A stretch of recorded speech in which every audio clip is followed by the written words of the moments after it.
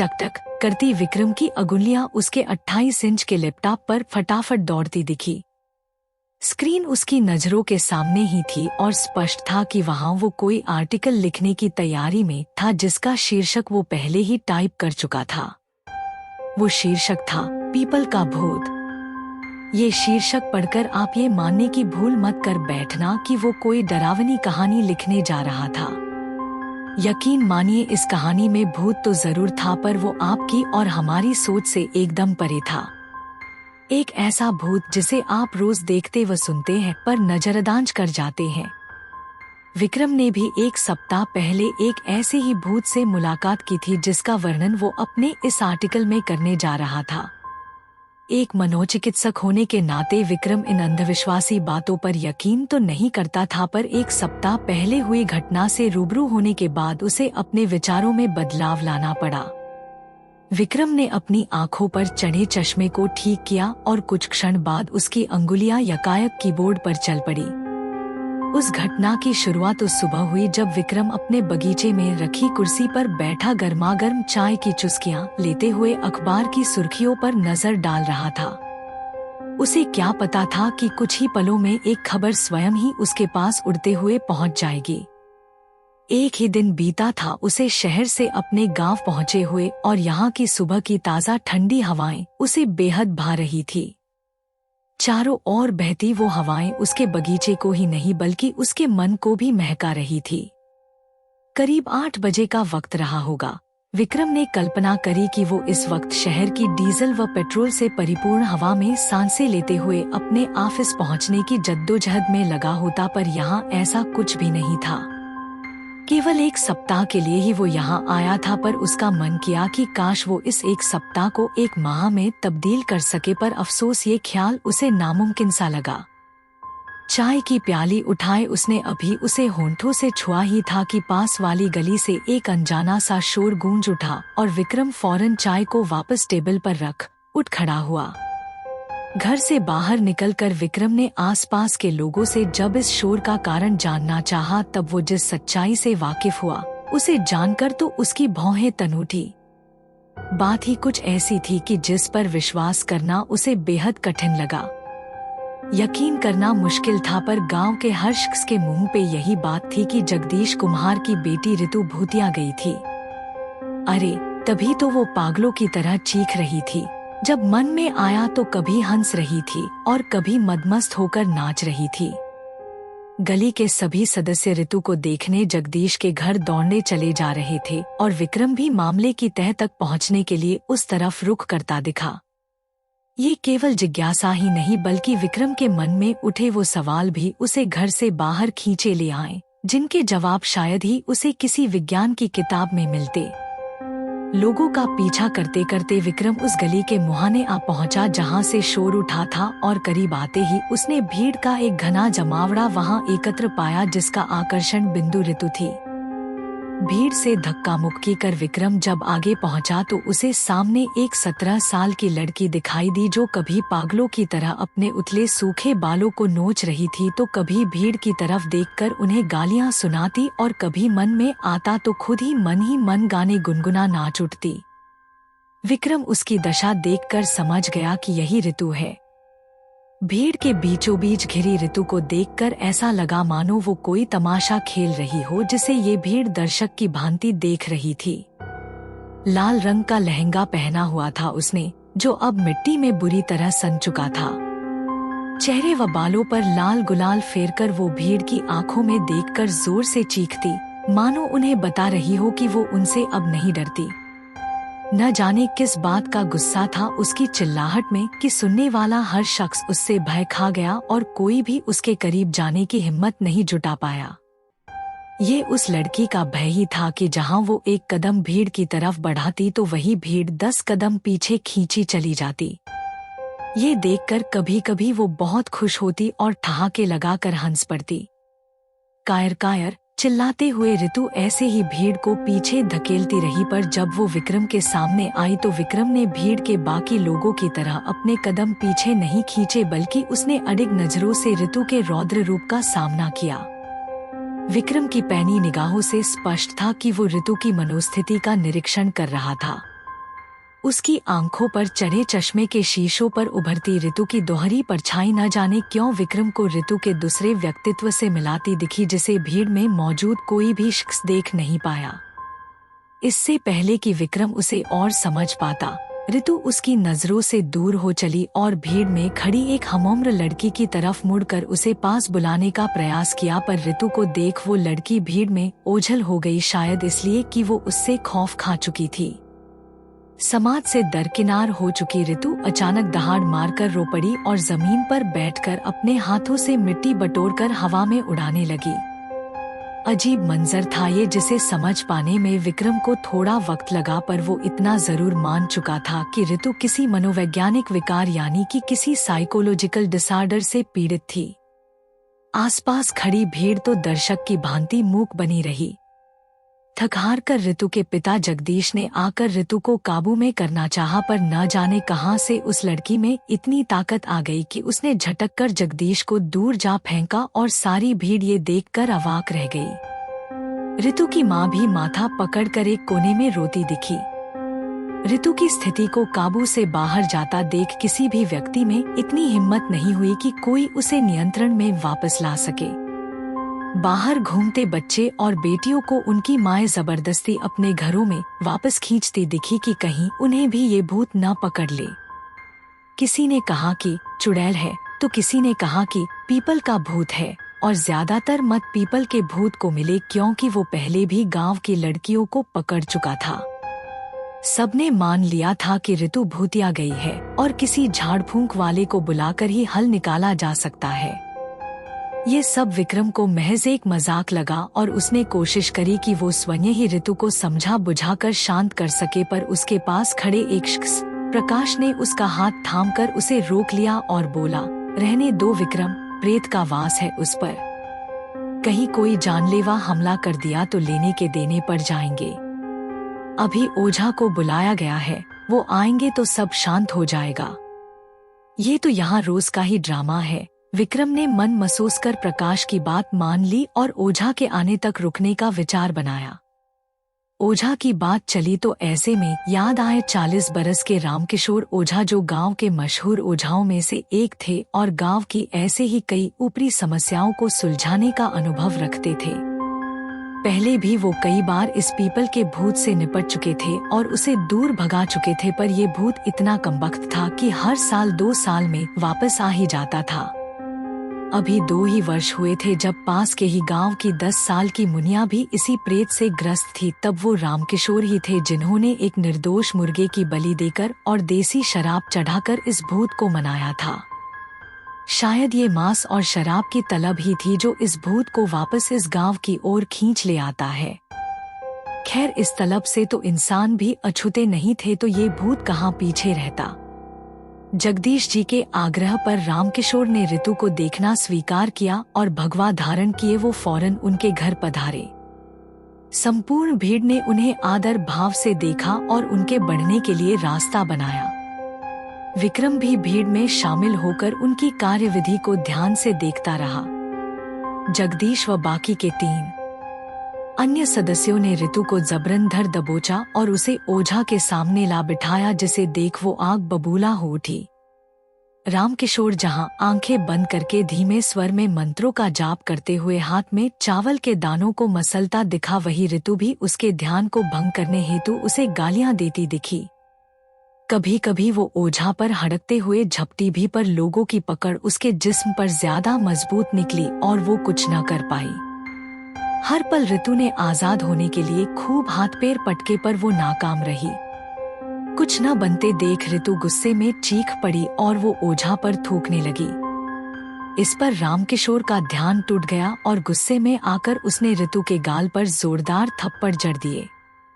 थप्पड़ खाकर ऋतु जोर जोर से हंसने लगी और आसपास की एकत्र भीड़ उसकी इस हरकत पर हैरान हो उठी। ओझा ने ऋतु के बाल अपने हाथों में भींच लिए और उन्हें खींचते हुए पूछ पड़ा, बोल कौन है तू? ओझा के कसते हुए हाथों को अपने बालों पर महसूस कर ऋतु का चेहरा शिकन से भर उठा और वो दहाड़ते हुए बोली, जोर से मत खींच, तेरी जायदाद नहीं हूँ मैं। जवाब पाकर वो ओझा क्रोध में आ गया और उसके बालों पर अपनी पकड़ और सख्त कर दी। ऋतु का चेहरा दर्द से भींच उठा पर वो करा ही नहीं। किसे पुकारती वो मदद के लिए? आखिर इस ओझा को उसके पिता ने ही तो बुलाया था। ओझा ने फिर अपना सवाल दोहराया, बता क्या नाम है तेरा? इस सवाल पर ऋतु ने जवाब में कहा, तू बड़ा ओझा बनता फिरता है, तू ही बतला दे कि मैं कौन हूँ। ये कैसे जवाब दे रही थी वो लड़की? ओझा ही नहीं बल्कि उसे सुनने वाला हर कोई शख्स इस पल हैरान रह गया। पर भीड़ में खड़ा विक्रम उस 17 साल की लड़की के जवाब पर मुस्कुरा उठा। ऋतु का सवाल उस ओझा के लिए एक खुली चुनौती जैसा था, जिसे सुनकर ओझा सकते में आ गया और कुछ न सूझते देख उसने फिर एक थप्पड़ ऋतु को जड़ दिया और ऋतु ने चीख कर उस थप्पड़ का विरोध किया। बार बार थप्पड़ों की मार से ऋतु के गालों की चमड़ी लाल पड़ती दिखी। अपनी इकलौती बेटी की ऐसी प्रताड़ना को देखकर ऋतु की मां का दिल भर आया, पर वो चाहकर भी उस पूछताछ को रोक नहीं पाई। एक हंसती खेलती लड़की थी ऋतु, जिससे सारा घर चहका करता था। घर के कामों से जी चुराती जरूर थी, पर मां की जरा सी डांट पर हर काम को शिद्दत से पूरा भी करती थी। उसे नाचने व गीत गुनगुनाने का बेहद शौक था। हर पल घर के किसी कोने से उसकी कोयल सी सुरीली आवाज गूंजा करती थी, जो किसी के टोकने पर ही शांत होती थी। पर आज वो ऋतु कहीं गुम थी। उसकी माँ ने सामने बैठी उस लड़की में अपनी खोई हुई ऋतु को बहुत तलाशा, पर वो उसे ढूंढ नहीं पाई। कोयल के जैसी चहकने वाली लड़की आज उसके आंगन में दहाड़ रही थी, रो रही थी। उस लड़की का चेहरा ऋतु से मेल जरूर खाता था, पर वो बेटी न जाने कहाँ खो गई थी। शायद इसी सवाल का जवाब आज सिर्फ वो माँ ही नहीं बल्कि भीड़ में मौजूद हर वो शख्स ढूंढ रहा था जो उस ऋतु को जानता था। ओझा ने फिर उसके बाल झटके और तेज स्वर में बोला, बता क्या चाहिए तुझे? क्या लेगी तू इस लड़की को छोड़ने का? न जाने क्यों इस सवाल का जवाब देना ऋतु को बेहद आसान लगा और सख्त स्वर में उसने जवाब दिया, सपने चाहिए मुझे। बोल दे सकता है तू? दोबारा ऋतु का उलझा हुआ जवाब पाकर ओझा अचंभे में पड़ गया, पर ऋतु शांत न बैठी और दहाड़ते हुए अपने शब्द दोहराने लगी, बोल दे सकता है तू? इस सवाल पर चारों तरफ सन्नाटा छा गया। जवाब न पाकर ऋतु खींच उठी और अचानक जोर जोर से चीखने लगी। ओझा ने फिर आंखें बंद करके मंत्रों का जाप किया और कच्चे चावल के छींटे ऋतु पर उड़ाने लगा। ये कैसा खेल रचा जा रहा था? विक्रम ने तो न कभी ऐसा कुछ देखा था और न ही ऐसा कुछ सुना था, पर वो इतना जरूर समझ चुका था कि ऋतु कोई बीमार या भूतिया लड़की नहीं थी, बल्कि वो तो अपनी आकांक्षाओं और सपनों की घुटन में पल पल घुट रही थी, जिसे समझने वाला वहाँ कोई नहीं था। धीरे धीरे ऋतु अपनी हिम्मत हारने लगी और अचानक अपनी मानसिक प्रताड़ना के अंतिम पड़ाव पर पहुंचते ही धम्म से जमीन पर बेहोश होकर गिर पड़ी। संपूर्ण भीड़ में हलचल मच गई और ऋतु के आसपास एकत्र लोगों ने उसे होश में लाने का प्रयास किया, पर वो असफल रहे। अंत में ऋतु को अस्पताल ले जाने का निर्णय लिया गया, जिस पर विक्रम भी सहमत दिखा। कुछ ही क्षणों में ऋतु को बेहोशी की हालत में भीड़ के बीच से निकालना पड़ा और एक पल ऐसा भी आया जब उसे विक्रम के करीब से गुजारा गया। विक्रम ने उसे सहानुभूति भरी निगाहों से देखा और प्रार्थना करी कि वो जल्द से जल्द ठीक हो जाएं। न जाने ऐसे कितने अनकहे सवाल रह गए थे विक्रम के जहन में, जिन्हें वो ऋतु के सामने रखना तो चाहता था, पर अफसोस कि ऋतु इस वक्त कुछ भी कहने की स्थिति में नहीं थी। ऋतु को फौरन नजदीकी अस्पताल ले जाया गया और सारी भीड़ उसके घर के सामने से बिखरकर अपने अपने गंतव्य की ओर रुख कर गई। कुछ औरतें ऋतु की मां को दिलासा देने के लिए उसके घर के आसपास खड़ी दिखाई दी।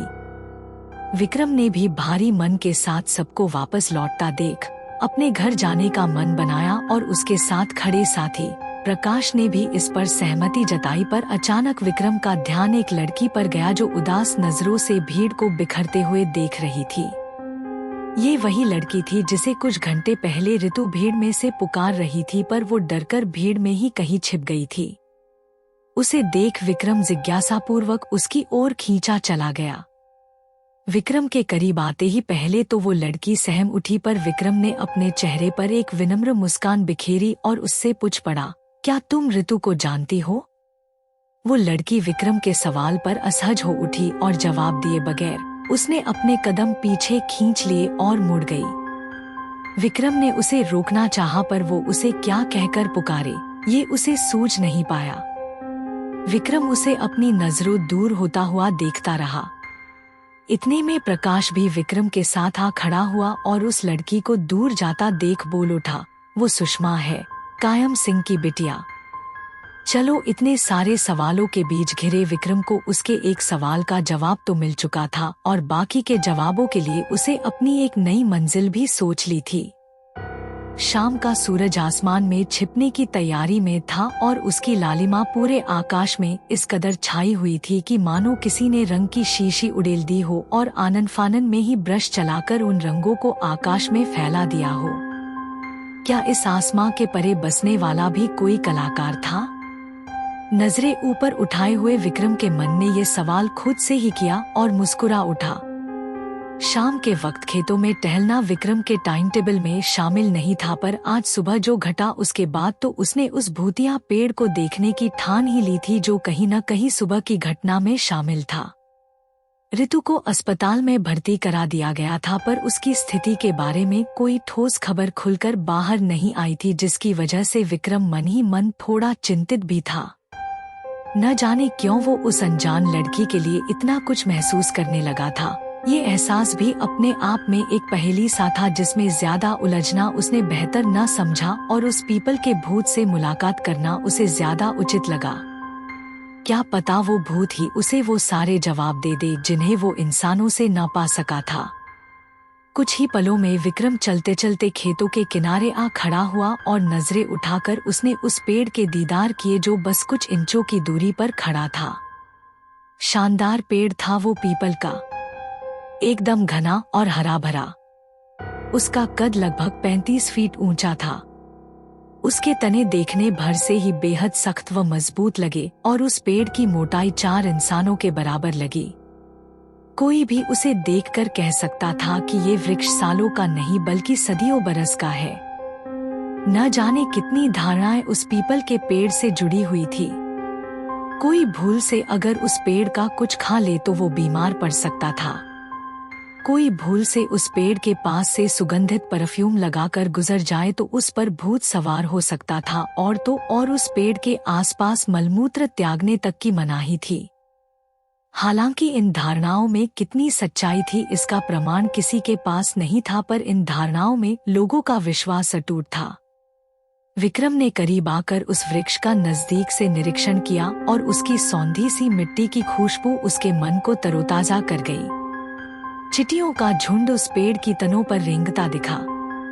आसपास उड़ते पक्षियों का झुंड चहचहाते हुए वापस उस पेड़ पर लौटता दिखा। न जाने कितने जीवों का घर था वो पीपल का पेड़, वहां भला किसी भूत का वास कैसे हो सकता था। विक्रम ने अपनी अंगुलियां उस वृक्ष की सतह पर इसी उम्मीद से दौड़ा दी कि शायद वो उसे छूकर कुछ ऐसा महसूस कर सके जिससे कि किसी अनजान उपस्थिति का एहसास हो, पर अफसोस वो उस वृक्ष को छूकर ऐसा कुछ भी महसूस नहीं कर पाया। कुल मिलाकर विक्रम को वो वृक्ष एक साधारण वृक्ष जैसा ही लगा जिसकी घनी छाया के नीचे ठंडी हवाओं का वास था, जिसकी मजबूत शिलाओं की भांति तनों पर उन खूबसूरत पक्षियों और उनके घोंसलों का वास था, न कि किसी भूत का। विक्रम उस वृक्ष की तफ्शीश में इतना मशगूल था कि अचानक अपने पीछे हुई एक अनजानी आहट पर वो चौंक उठा और धक से उसका दिल उसके सीने में उठकर रह गया। कहीं वो आहट भूत की तो नहीं थी जो अपनी उपस्थिति विक्रम को जाहिर कर रहा था। विक्रम झट से पीछे मुड़ा और सामने थोड़ी सी दूरी पर खड़ी सुषमा को देखकर हैरान हो उठा। सूखे पत्तों को अपने कदमों तले रौंदती हुई सुषमा विक्रम को देखकर अपनी जगह थम गई और दोनों ने कुछ क्षण भर सिर्फ एक दूसरे को ताका। विक्रम सुषमा को देख वृक्ष से दूर जा हटा और बोला, तुम्हें यहाँ नहीं होना चाहिए सुषमा। अपना नाम सुनकर सुषमा ने हैरानी के भाव प्रकट किए, जिस पर विक्रम ने स्पष्टीकरण दिया, घबराओ मत, तुम्हारा नाम प्रकाश ने बताया था। जानता हूँ मैं उसे और तुम्हारे पिता कायम सिंह जी को भी। तुम यहाँ क्या कर रही हो? जवाब देने के बजाय सुषमा ने अपनी नजरें ऊपर उठाकर उस पीपल के पेड़ की तरफ टिका दी जो घिरती शाम की स्याह रोशनी में और भी ज्यादा भयावह होता जा रहा था। विक्रम ने भी उसकी खामोश नजरों का पीछा किया और अनुमान लगाते हुए बोला, क्या तुम भी उस भूत को ढूंढ रही हो जिसे मैं ढूंढ रहा हूँ? विक्रम के सवाल पर सुषमा की नजरें भटकती हुई सी प्रतीत हुई और उसने असहज भरे स्वर में कहा, खेल खेल में ऋतु के कहने पर हम दोनों कई बार इस पेड़ के नीचे से होकर गुजरे हैं। वो कहती थी कि देखते हैं किसे ये भूत पहले पकड़ता है। लगता है शायद आज वो जीत गई। अपनी अगलियों को टटोलते हुए सुषमा ने अपने कदम आगे बढ़ाए और बोली, ऋतु ऐसी ही थी। हर बात पे कोई न कोई नई चुनौती ढूंढती रहती थी। मैंने कई बार उसे टोका पर वो मेरी सुनती ही कहाँ थी। चलते चलते वो उस पीपल के पेड़ के नजदीक आ खड़ी हुई और उसे यूं ताकने की मानो कुछ पूछ रही हो उससे। सुषमा आसानी से उन दिनों की कल्पना कर सकती थी जिनमें वो और ऋतु शामिल थे और कैसे वो दोनों इस पेड़ के नीचे से होते हुए दौड़ लगाते थे और उस दौड़ में भी ज्यादातर ऋतु ही विजयी रहती थी। सुषमा का ध्यान तोड़ते हुए विक्रम ने कहा, लगता है ऋतु काफी हठी स्वभाव की थी। उसके इस स्वभाव की एक छोटी झलक तो आज सुबह ही देख ली थी मैंने, जब उसने उस ओझा को खुली चुनौती दे डाली थी। इस बात पर सुषमा भी सहमत दिखी। शाम घिरने लगी थी और अंधेरा आकाश के मुहाने तक आ पहुंचा था। सुषमा ने पास बने चबूतरे की तरफ अपने कदम धीमी गति से बढ़ाए और वहां बैठकर सामने डूबते सूरज को बादलों के बीच लुप्त होते हुए देखने लगी। उसे अपने मन की उदासी चारों ओर दिखाई दी और यूं लगा मानो सब कुछ बेरंग और नीरस हो चला हो। आज उसका घर जाने का मन बिल्कुल नहीं किया। सूरज को आसमान में खोता देख सुषमा ने कहा, न जाने कितने लोगों ने डर के कारण इस चबूतरे पर बैठना छोड़ दिया और शाम के इस खूबसूरत नजारे से महरूम रह गए। अब पता चला कि ऋतु क्यों अक्सर शाम को यहाँ आया करती थी। सुषमा की बात सुनकर विक्रम भी उस चबूतरे की तरफ खींचा चला आया और उसके बगल में बैठकर सामने आकाश की ओर ताकने लगा। खुले खेतों के ऊपर डूबता वो सूरज वाकई किसी और जहां का लगा। शहर में तो ये बादलों में छिपने से पहले ही वहां की ऊंची ऊंची बिल्डिंगों में उलझकर ही कहीं खो जाता है, पर यहाँ विक्रम उसे पल पल आकाश में छोटा होता हुआ देख रहा था। ये एक विलक्षण नजारा था जिसका वर्णन शब्दों में करना नामुमकिन सा था। इसे तो सिर्फ महसूस ही किया जा सकता था। क्या ऋतु अक्सर यहाँ अकेले ही आया करती थी? विक्रम ने पूछा। सुषमा ने अनिश्चितता व्यक्त करते हुए अपनी गर्दन हिलाई और कहा, क्या पता, मैंने तो कई बार उसे ढूंढते हुए यही पाया है। यहाँ वो डांस की प्रैक्टिस भी किया करती थी। विक्रम ने हैरानी भरे स्वर में पूछा, डांस? सुषमा ने बताया, अगले महीने हमारे स्कूल में एक डांस प्रतियोगिता है। ऋतु का बड़ा मन था उस प्रतियोगिता में हिस्सा लेने का, पर लगता है कि अब। सुषमा ने अपने वाक्य को अधूरा ही छोड़ दिया और अपने सिर को झुका लिया, पर विक्रम उसके अनकहे शब्दों का आशय समझ गया और बोला, तुम बेकार में ही परेशान हो रही हो। मुझे यकीन है कि ऋतु डांस प्रतियोगिता से पहले पूरी तरह ठीक हो जाएगी। इस पर सुषमा ने फिर धीमे स्वर में जवाब दिया, हो सकता है, पर मुझे नहीं लगता कि वो ठीक होना चाहती है। क्या मतलब? विक्रम ने चौंकते हुए पूछा। अचानक सर से एक ठंडी हवा का झोंका पश्चिम से दौड़ा चला आया। आसपास की घनी झाड़ियां और पीपल का पेड़ उस झोंके में आवाज करते हुए सिहर उठे। सुषमा के खुले बाल भी हवा के रुख के साथ उड़ान भरने लगे और सुषमा ने उनकी इस हरकत को नजरअंदाज करते हुए जवाब दिया, ऋतु की शादी तय कर दी है उसके घर वालों ने, वो भी उसकी मर्जी के खिलाफ। जब से ये शादी की बात चली है तभी से ही वो उखड़ी उखड़ी सी रहने लगी। सुषमा ने विक्रम की ओर देखा और सख्त स्वर में कहा, वो सिर्फ 17 साल की है। खुद को लेकर कई सपने जोड़ रखे हैं उसने, पर किसी 28 साल के अनजान आदमी के साथ खुद को ब्याहते हुए देखना उसके सपनों में शामिल नहीं है।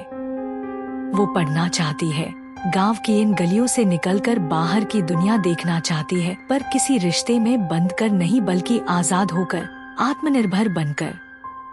ये कहते हुए सुषमा की आंखों में भी वैसा ही क्रोध झलका जैसा विक्रम ने आज सुबह ऋतु की आंखों में देखा था। सुषमा यही नहीं रुकी, अपने शब्द बटोरते हुए उसने कहा, क्या आपको ये बात अजीब नहीं लगती कि ये भूत प्रेत हमेशा सिर्फ औरतों और लड़कियों को ही क्यों परेशान करते हैं? आखिर आदमी भी तो रहते हैं इस गांव में, तो फिर हर बार औरतें और लड़कियां ही क्यों इन भूत प्रेतों का शिकार बनती है? विक्रम इस प्रश्न पर मूक रह गया और इससे पहले कि वो कुछ कह पाता, जवाब में सुषमा स्वयं बोल उठी, असल में जिस भूत ने ऋतु को परेशान किया है वो इस पेड़ की नहीं बल्कि उस समाज की देन है जो रिवाजों और नियमों के नाम पर सिर्फ हमें जंजीरों में जकड़ना चाहता है। ये भूत उस समाज का है जो हमें आज भी सपने देखना तो दूर, इजाजत के बगैर घर से बाहर निकलने तक नहीं देता। ये भूत उस समाज का बनाया हुआ है जो आज भी हमें बोझ समझता है और हमें या तो पैदा होने से पहले मार देता है या फिर पैदा करने के बाद रीति रिवाजों के नाम पर पल पल मारता है। सदियों से समाज का ये भूत हम लड़कियों को ऐसे ही परेशान करता आया है और अगर इसे रोका न गया तो आगे भी करता रहेगा।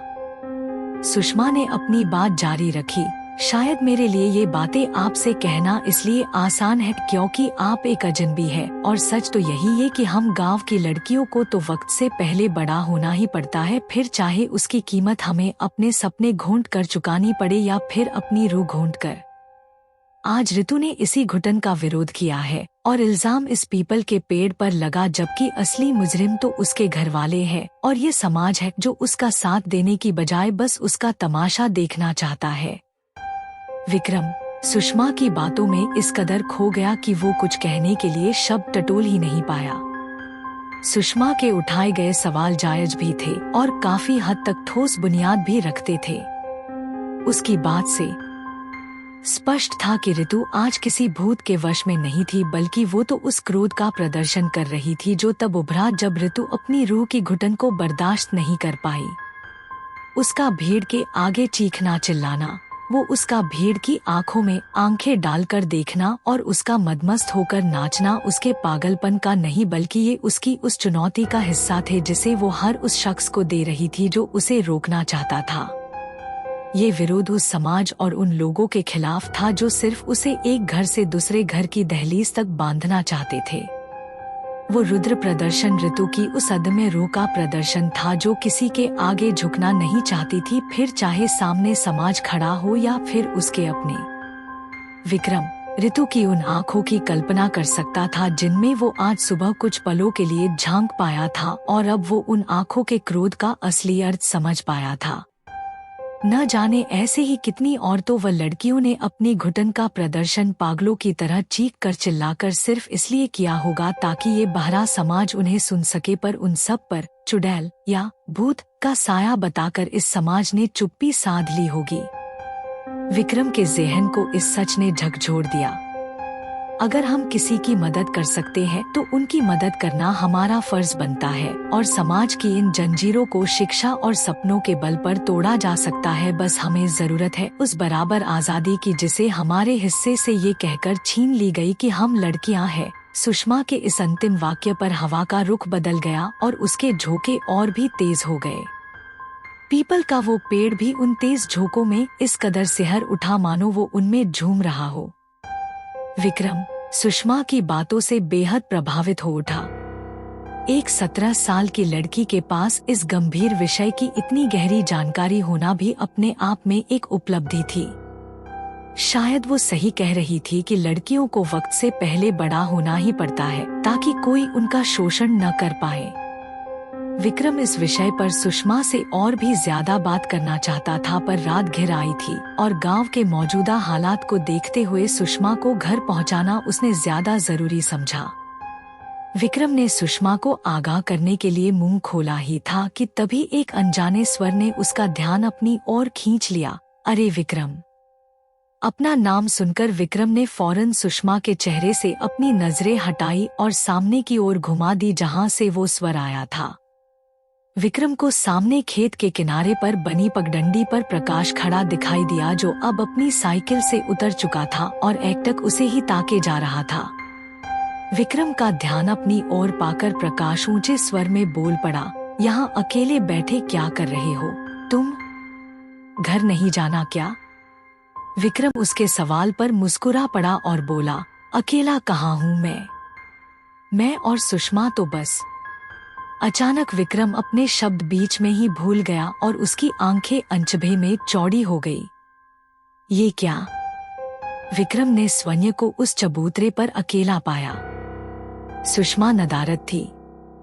विक्रम को इस पल यूं लगा कि मानो उसने किसी बिजली के तार पर हाथ रख दिया हो। उसे अपनी आंखों पर यकीन ही नहीं हुआ। ये कैसे मुमकिन था? अभी तो कुछ पल पहले तो वो यही थी, उसके बगल में, लेकिन अब वहां कोई नहीं था। क्या जमीन निगल गई उसे या आसमान खा गया? विक्रम फौरन चबूतरे से उठ खड़ा हुआ और हड़बड़ाहट में अपने आसपास घूमते हुए सुषमा के सुराग ढूंढने लगा। पर अफसोस वहां ऐसा कुछ भी नहीं था जिससे कि सुषमा की मौजूदगी के सबूत मिल सके। तेज हवाओं के झोंकों ने विक्रम को झंझोड़ा और उसने मुड़कर पीपल के पेड़ की तरफ देखा जो उन मदमस्त झोंकों में झूम रहा था, और विक्रम को वो पेड़ उस पर हंसता हुआ सा प्रतीत हुआ। इसी बीच प्रकाश भी विक्रम की तरफ तेज कदमों से बढ़ा चला आया और उसके करीब पहुंचा। विक्रम ने मुड़कर उसका सामना किया। विक्रम के चेहरे पर उड़ती हवाइयां देखकर प्रकाश चिंतित स्वर में पूछ पड़ा, क्या हुआ विक्रम? इतनी बेचैनी से क्या ढूंढ रहे हो? विक्रम समझ नहीं पाया कि वो कैसे अपनी स्थिति को बयां करे। क्या वो यकीन कर पाएगा? विक्रम को डर लगा कि कहीं वो भी ऋतु की भुलभुलैया में उलझकर पागलपन की गहराई में तो नहीं उतर गया। विक्रम ने फिर मुड़कर उस पीपल के पेड़ की तरफ देखा। ये कैसा खेल रच डाला था इस मूक पेड़ ने, जिसमें विक्रम भी ठग लिया गया। क्या कुछ देर पहले यहाँ बैठी वो लड़की उसकी नजरों का छलावा थी, या फिर उसके अवचेतन मन की कोई शरारत जिसे वो हकीकत मान बैठा? विक्रम के अमृतमन की हलचल समुद्र की लहरों की तरह उफान भरने लगी और उसे शांत करने का उसे सिर्फ एक ही रास्ता सूझा। विक्रम ने फौरन प्रकाश के कंधों पर अपना हाथ रखा और हड़बड़ाहट भरे शब्दों में बोला, मुझे अभी इसी वक्त ऋतु के घर ले चलो। विक्रम फौरन ऋतु के घर जा पहुंचा, जहां उसकी भेंट ऋतु की मां से हुई। ऋतु अभी भी अस्पताल में ही भर्ती थी और घर के सभी मुख्य सदस्य भी वही थे, जिसकी वजह से ऋतु की मां अकेले ही घर की देखभाल कर रही थी। विक्रम ने स्वयं का परिचय एक मनोचिकित्सक के ओहदे से कराया और बिना कोई वक्त जाया किए वो ऋतु की शादी के बारे में पूछ पड़ा, जिस पर ऋतु की मां थोड़ा हिचकिचाई, पर विक्रम ने उन्हें आश्वासन दिया कि वो ऋतु की मदद कर सकता है। इस पर ऋतु की मां ने असहज होकर बताया कि घर की आर्थिक स्थिति ठीक न होने के कारण ऋतु के पिता उसे जल्द से जल्द ब्याहना चाहते थे, ताकि वो स्वयं को चिंता मुक्त कर सके। रिश्ता अच्छा भी था और दहेज में उनकी कोई मांग भी नहीं थी। हालांकि लड़के की उम्र कुछ ज्यादा थी, पर ऋतु के पिता ने आपसी सहमति के बाद हामी भर दी। ऋतु ने इस शादी का पुरजोर विरोध किया, पर पिता की जिद के आगे उसकी एक न चली। खुद ऋतु की मां भी इस रिश्ते को लेकर खुश नहीं थी, पर पति ने उसे ये कहकर चुप करा दिया कि उसे दुनियादारी की क्या समझ। 2 महीने बाद ऋतु 18 साल की होने वाली थी, जिसके बाद ही दिसंबर के अंत तक उसकी शादी की तारीख तय करने की बात हो चुकी थी। बस उसी दिन के बाद से ही ऋतु घर के सभी लोगों से उखड़ी उखड़ी सी रहने लगी थी। ये सब सुनकर विक्रम का माथा फिर ठनका। अगर पीपल के पेड़ पर मिली वो लड़की सिर्फ उसकी नजरों का या उसके अवचेतन मन का कोई छलावा थी, तो वो बातें कैसे सच हो सकती थी जो उसने ऋतु के बारे में बताई थी। उसका कहा गया एक एक शब्द यहाँ सच साबित हो चुका था। अब तो खुद विक्रम भी उस घुटन को महसूस कर सकता था जिसे ऋतु ने इस घर की चारदीवारी में उस दिन के बाद से पल पल महसूस की होगी। कहाँ जाती वो? किससे कहती वो अपने मन की बात? आखिर कौन सुनता उसे? पर कई सवाल यही नहीं रुके। आखिर पीपल के पेड़ के पास मिली वो लड़की कौन थी और विक्रम क्यों इन सब के बीच घिरा हुआ था? विक्रम को इतना यकीन तो जरूर था कि वो लड़की वो सुषमा नहीं थी जिससे वो सुबह मिला था। सुबह जो लड़की सिर्फ उसके नजदीक आने भर से ही सहम उठी थी, वो भला शाम को उसका नाम जाने बगैर कैसे उससे बात कर सकती थी। विक्रम ऋतु के घर से बाहर निकल तो आया, पर उसका उलझा हुआ मन अभी भी उन बातों को दोहराता रहा जो उसने उस शख्स से सुनी थी जिसका कोई अस्तित्व ही नहीं था। बेचैन और परेशान विक्रम ने अपने घर जाने का मन बनाया और इन सबको एक बुरा सपना मानकर भुला देने के बारे में सोचा, पर फिर मन में एक बात यकायक गूंज उठी जिसने उसके बढ़ते कदमों को थाम लिया। अगर हम किसी की मदद कर सकते हैं तो उनकी मदद करना हमारा फर्ज बनता है। न जाने क्यों ये बात रह रहकर उसके मन में गूंजने लगी और वो चाहकर भी इन शब्दों के शोर को दबा नहीं पाया। कभी कभी किसी पहेली को सुलझाने के लिए उसमें खुद को उलझाना पड़ता है। विक्रम को भी लगा कि इस गुत्थी को सुलझाने के लिए उसे इसमें और उलझना पड़ेगा और उसने अपने कदमों का रुख बदल दिया। अस्पताल का गलियारा ऋतु के कई परिजनों से भरा हुआ था, जिसमें उसका पिता जगदीश भी शामिल दिखा। पूरा दिन वहां के चिकित्सकों ने ऋतु पर तरह तरह के कई मेडिकल टेस्ट कर डाले, पर वो उसे होश में लाने में अब तक नाकाम रहे, जिसके कारण सबके चेहरे पर चिंता की लकीरें खींची पड़ी थी। इस गमगीन माहौल में जब सब अपनी हिम्मत हार रहे थे, तब एक अजनबी के कदमों की आहट ने सबका ध्यान अपनी ओर खींच लिया। गलियारे में खड़े कई लोगों की निगाहें सामने की तरफ एक साथ उठ गई, जहां उन्होंने विक्रम को उनकी ओर बढ़ता हुआ पाया। पसीने से तरबतर भीगी हुई विक्रम की शर्ट इस बात का सबूत थी कि वो यहाँ तक पैदल चलकर आया था। विक्रम ने फौरन वहाँ के चिकित्सकों से एक पेशेवर मनोचिकित्सक के तौर पर मुलाकात की और उन्हें उन पहलुओं से अवगत कराया जिन्हें ऋतु के घरवाले छिपा ले गए थे। उसने उन्हें बताया कि ऋतु जबरन शादी कराए जाने की बात पर डिप्रेशन की शिकार हो गई थी और लंबे समय तक भीषण तनाव में थी। कुछ न कह व कर पाने की जद्दोजहद में वो अवसाद के जाल में इस कदर जकड़ गई कि वो नर्वस ब्रेकडाउन का शिकार हो गई और अपना मानसिक संतुलन खो बैठी।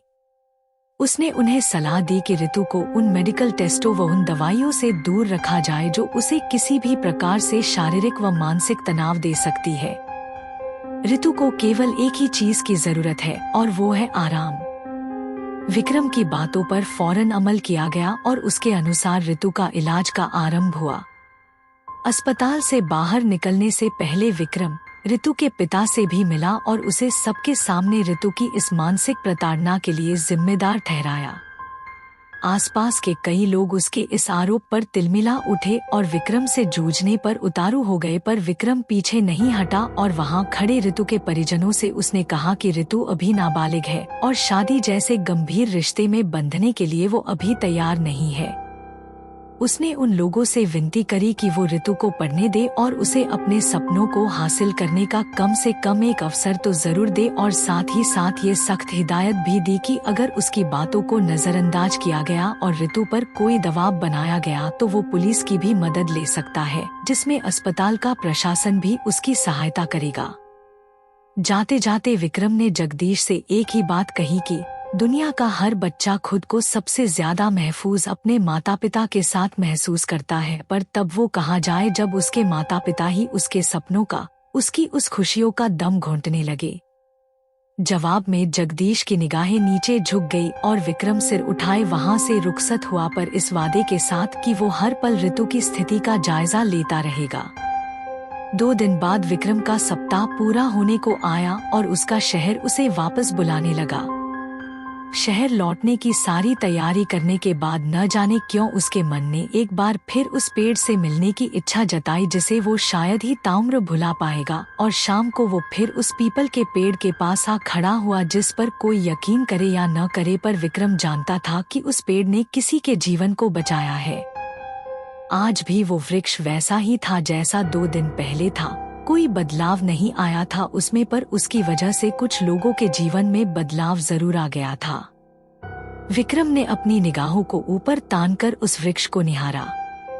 करीब जाकर उसे छुआ और उस पर हाथ रखकर कुछ पल के लिए अपनी आंखें बंद करके उसने इस कदर महसूस किया मानो उसकी धड़कनों को सुन रहा हो। शायद विक्रम ने चाहा कि काश कहीं से एक बार फिर किसी की आहट मिल जाए।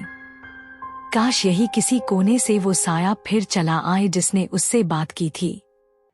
वो साया जो उन सबकी खामोशियों को पढ़ सकता था, जो इस पेड़ के नीचे आकर सुकून ढूंढा करते थे। वो साया सिर्फ विक्रम को ही नहीं बल्कि ऋतु को भी जानता था। फर्क सिर्फ इतना था कि ऋतु ने कभी उसे देखा नहीं था। कम से कम ऋतु से बात करने के बाद विक्रम ने तो यही तर्क लगाया। 2 दिन पहले ऋतु के होश में आने के बाद विक्रम उसे अस्पताल में देखने आया था और हालांकि ऋतु को बीते कुछ घंटों के बारे में कुछ भी याद नहीं था, पर उसने इस बात को जरूर स्वीकारा कि वो अपनी शादी की बात को लेकर तनाव में थी और काफी उदास रहने लगी थी। इस पर विक्रम ने उसके सिर पर प्यार से हाथ रखा और आश्वासन देते हुए कहा, तुम्हें चिंता करने की कोई जरूरत नहीं है। इस बारे में मैंने तुम्हारे पिता से बात कर ली है। अब तुम्हें खूब पढ़ना है और उन ख्वाबों को पूरा करना है जो तुमने अपने लिए देखे हैं। कोई भी तुम्हें रोकेगा या टोकेगा नहीं। ये सुनकर ऋतु की आंखें भीग गई, पर उनमें एक नई उम्मीद भी दिखी जिसकी चमक उन भीगी पलकों पर ओस बनकर दमकती दिखी। उसके आंसुओं को देख विक्रम ने कहा, जिन्हें चुनौतियां पसंद होती है उनकी दोस्ती आंसुओं से नहीं होती। ऋतु को विक्रम की बात पसंद आई और अपने आंसुओं को थामकर एक भीनी मुस्कान अपने होंठों पर सजा ली। विक्रम ने उससे विदा ली और कहा, अपना ख्याल रखना ताकि जल्दी ठीक हो सको।